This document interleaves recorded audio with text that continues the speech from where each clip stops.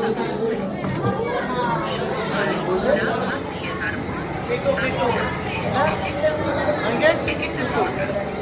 মালিক ভাজা, মাছ, চাটনি, মিষ্টি, নিরাপদে সুতো দিয়ে রাস্তাকে চালানো, তার উপর ভাজা, তরকারি আর গরম গরম ভাতের সঙ্গে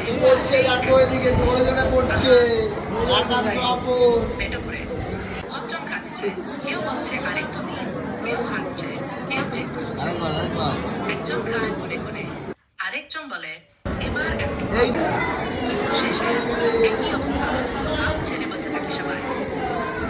জানি মিষ্টি, রসগোল্লা, শেষ পাতে আছে চাটনি, পাঁপড় আর রসগোল্লা, আর মিষ্টি নেই। এটা দেখে অন্য কোনো সময় কেউ হাসছে, কেউ